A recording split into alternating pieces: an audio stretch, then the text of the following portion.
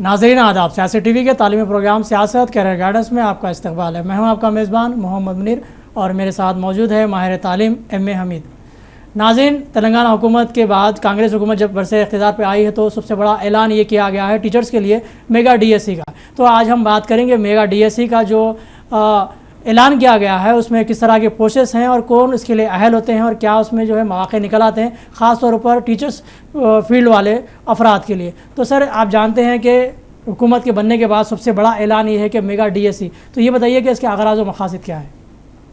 तेलंगाना में टीचर्स के तक़र्रुरात के लिए होने वाला इम्तिहान DSC है। DSC को पिछली हुकूमत ने 5000 पोस्ट के लिए ऐलान किया था और हुकूमत बदलने के बाद जब कांग्रेस की हुकूमत आई उसने उसको जारी रखते हुए मज़ीद उसमें जायदाद की तादाद में इजाफा किया और हद उम्र में भी तो 44 साल से 146 साल किया और लोगों को मज़ीद फार्म दाखिल करने का मौका फराहम किया, जिसका नाम मेगा DSC कर दिया गया। यानी 11,000 टीचर्स के तक़र्रुरात अब इस DSC के ज़रिए होने जा रहे हैं। सर, एक सवाल बनता है कि DSC तो हम उमूमन देखते हैं जब कभी तक़र्रुरात का अमल आता है टीचर्स के लिए, तो इसके साथ जो मेगा लगा दिया गया तो इसका कॉन्सेप्ट क्या है? देखिए, तादाद में अगर इजाफा हो या बड़ी तादाद में हो, लोग समझ रहे थे कि 15,000, 20,000, 50,000 पोस्ट होंगे। अब 11,000 पोस्ट को भी ज़्यादा तादाद कहते हुए मेगा का लफ्ज़ दिया गया। मेगा यानी ज़्यादा तादाद, 5,000 का डबल कर दिया गया, इसलिए उसको मेगा DSC का नाम दिया गया। यूँ तो 25,000, बल्कि पूरे हिंदुस्तान अगर रियासत भर में देखें तो 4 लाख से ज़ायद ट्रेन उम्मीदवार इस वक्त टीचर्स पोस्ट के तक़र्रुरात के इंतज़ार में हैं। वो इंतज़ार कर रहे थे मेगा DSC का। अब 4 लाख लोग अपनी किस्मत को आजमाएंगे DSC के ज़रिए टीचर्स बनने के लिए। SGT हो, सेकेंडरी ग्रेड टीचर, SA हो, स्कूल असिस्टेंट, PET हो, फिज़िकल एजुकेशन टीचर या फिर लैंग्वेज पंडित। यकीनन हमने बात की है मेगा DSC के ताल्लुक़ से, तो तक़र्रुरात के अमल को जारी रखते हुए हुकूमत ने मज़ीद जायदादों का ऐलान किया है और उसमें जो है तक़र्रुरात को भी रोबे अमल लाने के लिए इक़दाम किए जा रहे हैं। तो हम बुनियाद बनाते हैं सवाल को कि कौन इसके अहल हैं और क्या हद उम्र रखी गई, जैसा कि उन्होंने बताया कि 46 साल की उम्र भी रखी गई। तो सर, ये बताइए कि खुलासा करें आपके हद उम्र क्या है और कौन इसके लिए एलिजिबल है? हाँ, यहाँ पर अहलियत में 2 चीज़ें आएंगी। एक, DSC का जो ऐलान पिछले साल 2023 में हुआ था और कई तलबा ने उसमें फार्म दाखिल किए थे, उनको मज़ीद फार्म दाखिल करने की ज़रूरत नहीं है। अब जो दाखिल नहीं किए थे या फिर जो पोस्ट बढ़ा दिए गए हैं लोकल नॉन लोकल ज़िम्मे में, वो मज़ीद फार्म दाखिल कर सकते हैं। और बात हद उम्र की जो थी, पिछली जो हुकूमत थी वो 44 साल तक हद उम्र रखी थी। इस साल इस हुकूमत ने मज़ीद 2 साल का इजाफा करते हुए आज़म तरीन उम्र यानी मैक्सिमम एज लिमिट 46 ईयर्स कर दी है। सर, जब हम बात करते हैं 46 ईयर्स में जब कोई आता है तो क्या उसकी सर्विस रहेगी या फिर उसकी कुछ और गुंजाइश बन सकती है? देखिए, अगर ये सवाल के तराजुर में हम सही जवाब दें तो यहाँ पर 44-46 साल की उम्र है। अगर किसी की उम्र 46 साल है और 46 साल के बाद उसका तक़र्रुर होता है तो अगर 58 साल तक तो सबसे मुश्किल 12 साल वो अपनी सर्विस कर पाएगा। अगर कोई मज़ीद उसमें रियायत है 5 साल की, 10 साल की, तो उसकी अपनी सर्विस 5-10 साल की भी नहीं होगी। तो यकीनन बड़ा सवाल तो अहम था, लेकिन उन्होंने जवाब भी दिया है कि अगर आप मुस्तकिल तौर पर जो है इस खिदमत को हासिल करना चाहते हैं या खदमात देना चाहते हैं या फिर जायदाद हासिल करना चाहते हैं तो हद उम्र का भी इसमें जो है तक़र्रुर किया गया है, ख़ास तौर पर 46 साल उम्र है। लेकिन जो बुनियादी सवाल बनता है कि जो अभी अभी टेट क्वालिफाई हुए हैं तो उनके लिए क्या मौक़े हैं और किस तरह कॉम्पिटिशन है उनके लिए, वो बात करेंगे। सर, जैसे कि हम जानते हैं गुज़िश्ता साल 2 साल पहले जब टेट क्वालिफाई हुए थे तो उनके लिए भी रास्ते खुलते हैं, तो ये बताइए कि उनके लिए कैसे मसाइल आएंगे और कैसे मुश्किलों से आगे बढ़ सकते हैं? देखिए, DSC में बात हम अगर अहलियत की करें, तालीमी काबिलियत और अहलियत में degree plus B.Ed plus paper 2 TET pass होना, SGT के लिए intermediate plus D.Ed plus TET paper 1 pass होना। टेट रियासती सतह का था जो हर साल मुनक़िद नहीं हुआ। CTET central teachers eligibility test हर साल 2 दफ़ा होता है। दोनों में कोई एक पास करें तो उसकी जो उम्र पहले हद थी 7 साल की, अब वो लॉन्ग लाइफ वैलिडिटी कर दी गई है। नहीं सर, मैं जो बताऊँगा जो नए जो क्वालिफाई हुए तो उनके लिए कैसे रहेगा DSC? बताया ना मैं, यहाँ पर आप टेट कब क्वालिफाई किए हैं, नया पुराना नहीं देखा जाता। टेट के मार्क्स 20% वेटेज में लिए जाते हैं और आप अगर पास हैं तभी आप इसमें एलिजिबल होते हैं। टेट की तरह से कई उम्मीदवार टेट को क्वालिफाई नहीं कर पा रहे, इसीलिए वो फॉर्म भी दाखिल नहीं कर पा रहे। टेट दरअसल अहलियत इम्तिहान है, वो पास होने के बाद ये अहल होते हैं। अब मज़ीद टेट का मौका दिया गया ताकि वो फिर पास होकर फिर इसमें शरीक हो। यकीनन टेट क्वालिफाई होने के बाद डीएससी के लिए आपके रास्ते खुलते हैं, लेकिन सवाल ये भी बनता है कि जो अभी अभी टेट क्वालिफाई हुए और जो आपसे क़ब्ल जो टेट क्वालिफाई हुए, दोनों में तक़ाबुल किया जाए तो उनके पास ज़्यादा मालूमात रहती है, बल्कि यहाँ पे जो है मालूमात कम रहती है। तो इम्तिहान का जो पैटर्न भी होता है उन्हें ज़्यादा जल्दी समझ में आता है। सर जैसे डीएससी की हम बात करते हैं तो डीएससी का एग्ज़ाम को लेकर काफ़ी तैयारियाँ होती हैं, तो कैसे कर सकते हैं?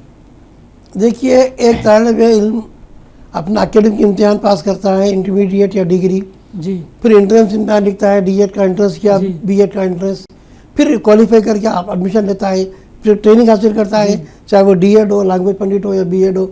उसके बाद उसको डीएससी का इंतजाम करना होता था, लेकिन दरमियान में मज़ीद एक इम्तिहान रखा गया टेट, और कई तलबा टेट में जो पासिंग मार्क्स है वो 60% है, ओसी में 150 में 90 लाना, बाद लोग 85 लाकर भी नॉट क्वालिफाई हैं। और अगर कोई बीसीई है तो उनके लिए 75% मार्क्स है, अगर कोई 72 लाएंगे तो भी वो अहल नहीं है। तो यहाँ पर इम्तिहानात एकेडमिक भी हैं, ट्रेनिंग के भी हैं, अहलियत के भी है और निशानात भी है, उसका वेटेज है। अब उसके बाद उनको डीएससी का सामना करना है। डीएससी एक सख्त मुसाबकत इम्तिहान है, उसमें पोस्ट कम है, पोस्ट हैं तो डिस्ट्रिक्ट में नहीं है, डिस्ट्रिक्ट में है तो सब्जेक्ट में नहीं है। इस तरीके से इतना ज़्यादा कॉम्प्लिकेशन है कि बच्चे पढ़ के टेट पास करके भी इंतज़ार कर रहे हैं। अगर वो बीकॉम है उनके लिए पोस्ट नहीं है, अगर वो साइंस के हैं तो उनके लिए कोई पोस्ट नहीं है। इस तरीके से एक कैंडिडेट क्या काबिल रखता है, अगर उसमें एसजीटी का पोस्ट है तो वो पेपर 1 क्वालिफाई नहीं है, अगर पेपर 1 क्वालिफाई है तो वो डीएड नहीं है। इस तरीके से यहाँ जो पेचीदगियाँ, यहाँ जो दुश्वारियाँ हैं वो ट्रेनिंग को लेकर, टेट को लेकर है। और उसके बाद सबसे बड़ी दुश्वारी आपके सब्जेक्ट के, आपके डिस्ट्रिक्ट में, लोकल में पोस्ट है या नहीं। चूँकि मेगा डीएससी का तो नाम जैसे आपने कहा गया दिया गया है, एक सुनहरी ख्वाब की तरह ऐलान, लेकिन जब करीब जाके देखते हैं तो उनके पास वो पोस्ट ही नज़र नहीं आता। अगर वो वरंगल में पढ़ेंगे, हैदराबाद में लोकल नहीं होते, हैदराबाद में पढ़ेंगे तो रंगारेड्डी में लोकल नहीं होते, तो लोकल नॉन लोकल भी 10 की बेस पर देखा जाता है। ये भी एक बहुत बड़ी दुश्वारी है। यकीनन पेचीदगियों का उन्होंने इजहार किया है, मसाइल का भी उन्होंने इजहार किया है, बल्कि सब्जेक्ट की बुनियाद पर तकर्रात के लिए जो पोस्ट रखे गए हैं उसके लिए आप अहल हैं या नहीं है, फिर आप लोकल हैं नॉन लोकल हैं, इसका भी उन्होंने खुलासा किया। कई सवालात आपके इर्द गिर्द घूमते हैं, लेकिन आपको अगर डीएससी में कामयाबी हासिल करना है तो फिर दौड़ धूप भी करना ज़रूरी होगा, बल्कि ख़ुद का जायज़ा भी लेना ज़रूरी होगा। सर जैसे कि आपने बताया कि मुख्तलिफ़ पेचीदगियों के दरमियान हम खड़े हैं और मेगा डीएससी हमारे सामने इंतज़ार कर रहा है, तो ये बताइए कि आज खुद हम जायज़ा लें फिर उसके बाद अप्लाई करें। देखिए, ये बड़ा अहम सवाल था, क्योंकि हम लोग काउंसलिंग करते हैं, बस तलबा जायज़ा नहीं लेते, फॉर्म दाखिल करके आगे रुजू होते हैं। पिछली दफ़ा कैंडिडेट आकर रुजू हुई, उन्होंने उनका क्वालिफिकेशन टेट पास है, लेकिन बीएड और डीएड नहीं है। जब फॉर्म दाखिल कर रहे हैं तो डीएड फॉर्म में डीएड लिख दिया और फॉर्म सबमिट कर दिए, 1000 रुपये चला गया। तो यहाँ पर पेचीदगियाँ की बात यह है कि आपको फॉर्म दाखिल करने से पहले नोटिफिकेशन का बगौर मुताला करना, अहलियत को देखना, अपनी अहलियत को देखना, सब्जेक्ट को देखना, पोस्ट को देखना, डिस्ट्रिक्ट को देखना, उसके बाद फैसला करना। अब लोग क्या है, फॉर्म भी दाखिल कर दे रहे हैं, 1000 रुपये फीस पे कर दे रहे हैं, फिर वो एलिजिबल नहीं है या फिर लोकल नहीं है, नॉन लोकल नहीं है। ये दुश्वारियों के लिए एक ही वजाहत के साथ वाज़ेह जवाब है कि आप बराए करम मुकम्मल तौर पर नोटिफिकेशन पढ़ लीजिए, कितने पोस्ट किस डिस्ट्रिक्ट में है, आपका क्वालिफिकेशन क्या है, आप किस पोस्ट के एलिजिबल है, उसकी आप तैयारी करिए। सीरियस तैयारी करने के बाद यकीनी तौर पर डीएससी जब आया है, एग्ज़ाम भी होगा। अब जो ऐलान आया है कि एग्ज़ाम जून जुलाई तक होगा, अब जुलाई तक अपनी तैयारी जारी रखिए और जो पोस्ट है उसको हासिल कीजिए। यकीनन बड़ा अहम जवाब है आपके लिए कि अगर आप आज खुद जायज़ा लेते हैं नोटिफिकेशन का या प्रॉस्पेक्ट का या फिर डीएससी के नोटिफिकेशन का, तो उसमें हद उम्र के साथ साथ कैटेगरीज भी रखी गई हैं। कौन सी कैटेगरी में आप आते हैं और आपकी अहलियत क्या है, आपकी काबिलियत क्या है, आपके पास जो दस्तावेज़ात है, डॉक्यूमेंट्स है, उसके लिए बुनियाद पर आप कैसे अप्लाई कर सकते हैं, उसी के बाद आप अप्लाई करें और अपने आप को आगे बढ़ाएं। सर हम जायज़ा नहीं लेते हैं, बल्कि एक रो है हमें चली जाती है, जो जैसे कि हम फलां ने किया है तो हम भी कर देंगे, एक चांस लेंगे, ऐसा कुछ क्यों करें? देखिए, बहुत बड़ी सहन किया आपने। चांस लेने वाली बात ये नहीं है, आप डीएड नहीं है, डीएड का लिख दिए, इम्तिहान लिख दिए, हर टिकट पे आ जाएगा, चांस क्या लेंगे? अगर आप बिल पास हो जाते हैं तो आप अपने आप को नायल करार पाते हैं। जी हाँ। तो ये चांस लेना नहीं है, आप अपने आप को जानबूझ करके मैं आयल नहीं हूँ, सिर्फ फॉर्म भर रहा हूँ। तो वैसे भी आप एक प्रैक्टिस के लिए लिख सकते हैं, लेकिन इसको चांस लेना नहीं कहते, प्रैक्टिस के लिए कहते हैं। लेकिन आपके लिए अमली तौर पर अगर जॉब मिल जाता है तो बहुत बड़ी न सिर्फ दुश्वारी होगी, बल्कि जॉब आपको हासिल होने के बाद भी मुश्किल हाथ से चला जाएगा। जी, यकीनन ये भी जवाब आपके लिए अच्छा है कि अगर आप आज खुद जायज़ा लेकर अपने आप को अहलियत साबित करते हैं तो आप अप्लाई करें, अगर अहलियत नहीं है तो फिर आप अप्लाई मत करें, दूसरा रास्ता तलाश करें, ताकि आपको और रास्ते हैं जहां पे आप जा सकते हैं और अपना मुस्तकबिल संवार सकते हैं। सर, हम पोस्ट की बात करें, जैसे कि 11,000 चिल्लर आपने पोस्ट बताई है, तो कौन से लेवल के कौन से पोस्टेज आप खुलासा करें? देखिए, यहाँ पर हम नोटिफिकेशन की डिटेल की बात नहीं करेंगे, जी, क्योंकि आपके सवाल में इतनी चीज़ें आती है कि सब्जेक्ट अलग है, SGT है तो डीएड होना, जी हाँ, एसए है, बीएड या पेपर 2 होना, और आप डिस्ट्रिक्ट में देखना कि आपने किस डिग्री किया था, उसके बाद लैंग्वेज पंडित है, पीईटी है, आप उसको देखकर अप्लाई करना है। क्योंकि अलग अलग पोस्ट की इतनी ज़्यादा कि मुस्तकिल तौर पर देखेंगे तो 100 से ज़्यादा सफ़ात आपको पढ़ लेंगे, तभी आपको अंदाज़ा होगा कि किस सब्जेक्ट के कितने पोस्ट हैं और किस ज़िम्मे में हैं। सर, ये सवाल इसलिए किया होंगे, जब हम अप्लाई करने जाते हैं तो हम किसी से मशवरा नहीं करते और हम अप्लाई करते हैं, तो ऐसे वक्त पे हम मशवरा करें, ख़ास तौर पर ऐसे लोगों से जो काउंसलिंग कराते हैं, कोचिंग देते हैं, पोस्टों के लिए अप्लाई कराते हैं। देखिए, यहाँ बात मशवरे की इसलिए काबिल अमल नहीं है, ई सेवा वाला जाता लेके फॉर्म भर देता, जी हाँ, तो मशवरे के लिए भी मशवरा देने वाला उतनी गहराई से पढ़ना नहीं है। हम यहाँ ये कहेंगे, आप ट्रेन टीचर हैं, आपके पास क्वालिफिकेशन है, आप खुद पढ़ के देखिए कि मैं किसको एलिजिबल हूँ, फिर आप फैसला कीजिए।